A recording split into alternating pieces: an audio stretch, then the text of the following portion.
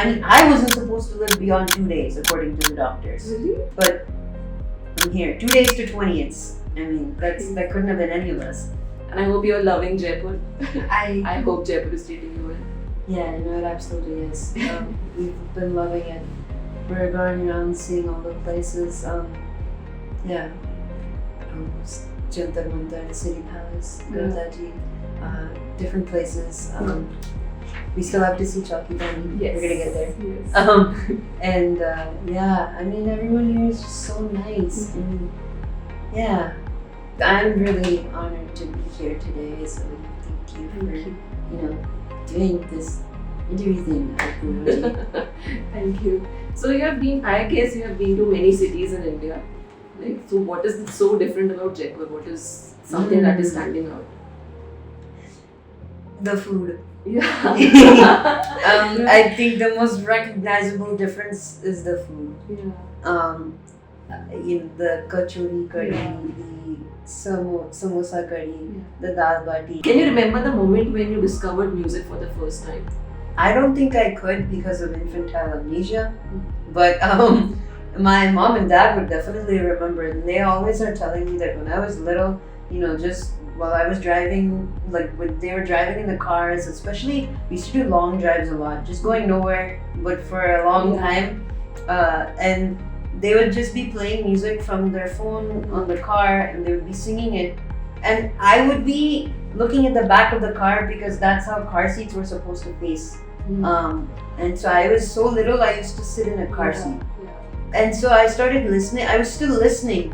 And then I started humming these songs and mom and dad caught me. And then as I grew older, and I started learning to speak, I would hear mama and papa say, start singing something. And then somehow I was like, no, that's not right. You have to sing it like this. Okay. I would try to correct them. And that's when I realized, okay, this music thing is something pretty special. And so how has your musical journey been? Oh man, where do I start? It has been crazy, amazing. I could talk facts, that we've been in 10 countries, 300 plus live performances. The national anthem thing was that Howdy Modi was the biggest performance, and what I'd heard people say were organizing the event was that 2 billion people watched that TV and the internet and everything. So I mean, there have been some really big, and then the YouTube views and stuff for Eminem covers and other viral videos. I mean, we could go on and on and on about that, but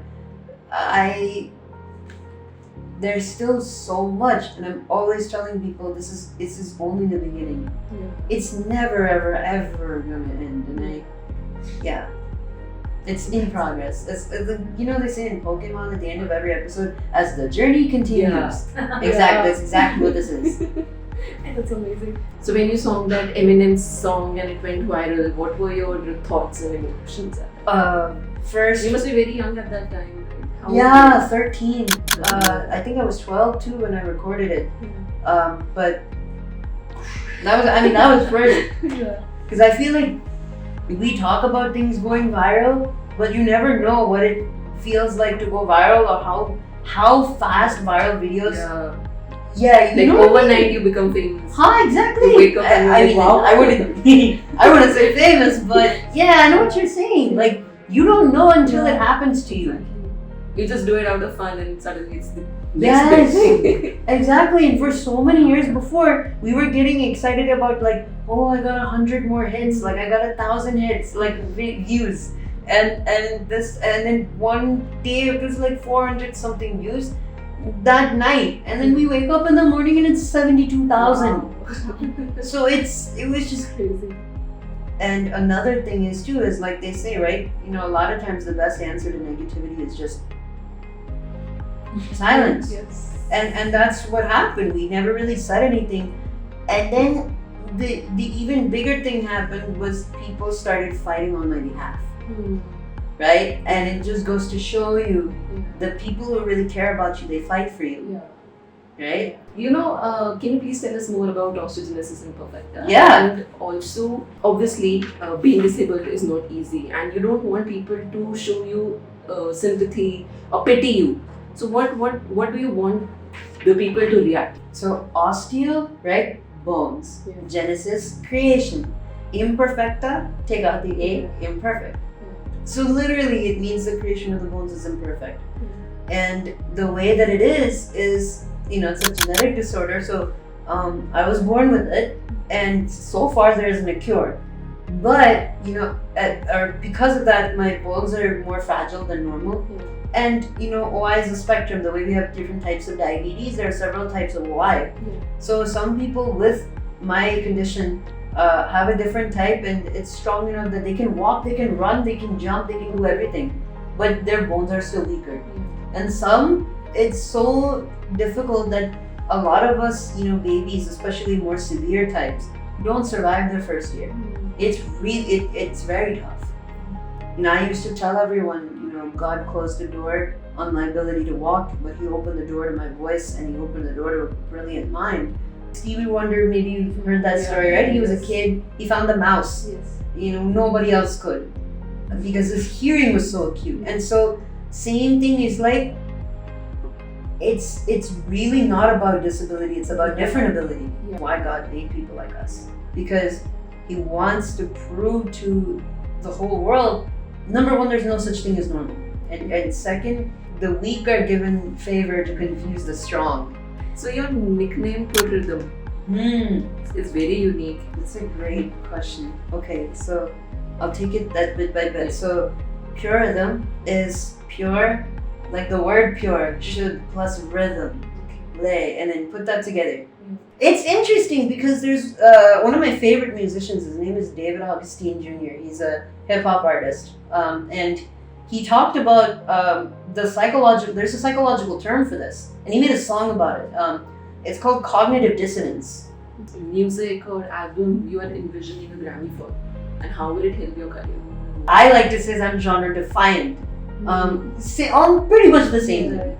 And so I write in all genres, but I categorize my songs in themes, like topics. So I have inspirational songs, I have romantic songs, I have spiritual songs, I have holiday songs, I have educational songs. Like that's literally the topics I have. That's how I group them. And I was thinking of a name for a while, and wait, should I say that? You know what? Why not? Because I always tell people my ultimate vision in life is to sparsh people's hearts. And someone had put it this way, like sparsh the world. And I was thinking about it because, how do you name your first album? How do you name an album that's inspirationally themed? And then somehow it came up like to sparsh the world. That was my next question. Actually, we love listening to you. You are really good at it. So I can sit here all day and listen to you. So do you remember the first time you did your motivational speaking or public speaking? And when did you realize that, wow, this is something that I can touch people's heart? First inspirational speech I had given to a public audience was the TED Talk in Mumbai in 2016. And I'm so glad that it was the first, because first of all, they prepared us so rigorously, like months and months of writing and drafting and rewriting and redrafting, all of that. And then we went to Mumbai, and for like a couple of weeks they kept drilling us. Like they made me do the speech a few times a day, and so that was really helpful. I'll give you an example. When I did my TED Talk, I had said, anyone who's watched this, you know what I'm talking about. I had said as one of my dreams is I want to do Berklee College of Music and finish the degree while in high school. That was the dream. I wanted to try doing both at the same time. Now, the way things turned out, high school itself was so stressful, and not just because high school worked, but because I was also traveling around the world at that time. That was around the time that Not Afraid became viral. That was toward the end of my middle school, my secondary school. And so then I was going around the world. It was tough to balance everything. I couldn't even focus on getting better as a singer. I wasn't practicing much during that time. We have been to a lot of countries, a lot of cities, when you have been to whatever not. So, is there any city or country in your wish list right now? I don't know which country. I think it's both Kenya and Tanzania. I would love to go there one day. I want to see those animals up close. I'm always had that thing, like, so when I was in Guldaji, right, like, it was exactly like the monkey, like the monkeys were like this close, and I was like, I wish I had a fruit, I want to feed them. Pandit Jasraji, my Guruji's guru. Okay. He had that story where once he was at a Hanuman temple and doing a concert, and I think it was Tori, he was singing Rag Tori, and he was so deep into it, and the doors were open, and a deer came bounding in the middle of the stage and stopped right where Bade Guruji was. And Bade Guruji was in like complete like sadhana mode, and he opened his eyes, saw the deer, and greeted him, Namaste. So like the deer, like the music is not just for us. Yeah. I was singing Tori, and I look back like to focus my direction on the center, and I see this big female mom deer, like coming right there, like right your distance, walking like that. I'm like, you can hear me, can't you? we do this. We step on a stick and the deers go. Yeah. Like, what? No, she was right there, and I was like, Modi ji, first of all, pranam, hi. I think it's really important to say that, like, thank you for all the progress that you've helped to make for us. Because India, when I visited it the first time 14 years ago, there's a massive difference from what it is now. Even in the hometown Surat, like, there are now so many more public places that have ramps and elevators, and even the flats and everything are being built that way. And so that is just, it's beautiful.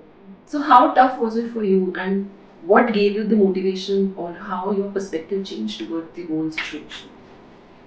So this is what we're going to actually talk about in our speech. Yeah. But no, it's always tough, right? So I think the first thing that happened when Sparsh was born, he had 30 plus fractures, right? Yes. When doctors came to us and said, he's only 2 days to live, it was something that hit us suddenly. And we never expected anything like that, right? And when something like that happens, the first thing that comes to your mind is, why God me? Right? And to answer your question, how did I change that perspective? Was I actually called my dad in the middle of the night from US to India. And I told him, I said, Dad, I have good news and I have bad news. The good news is that, we have a baby boy. But the bad news is he has only 2 days to live. And I told him, I said, Dad, why did God do this to us? Right? Why does my child have to suffer? And my dad told me something which literally changed my life. And he said, why God gave you Sparsh is because He knows that you can be the best parent to him. You are the chosen one. And I feel that from the bottom of my heart now, that I've come in this world, for something special, right? आज मैं भगवान को बोलता हूँ कि thank you for giving me Sparsh in my life, right? Because without him, we would not have been who we are, right? I would not have realized things early in my young youth when, I thought I had everything under my control, right? I was the first one from my MBA class to go to US on an H-1B visa. I had the best job, the best everything, right? But the things that I learned through the journey with Sparsh, right, with his medical condition, going to hospitals, I don't even remember now how many times I've been to a hospital, right, with 150 fractures and all these surgeries, right? So now I've realized that no matter, what the situation is, if you accept that yes, this is what it is, and we have to make the best out of it. I'm super grateful that you admire my work and that you appreciate me for what I'm doing. Ultimately, the reason why I'm doing what I'm doing is because I feel like that's my purpose, that's my calling, and I want you all to know that you can do the same. You may not be a musician like me. You may not, have the kind of condition or backstory that I have, but you have your own unique story. Nobody can repeat that. Nobody.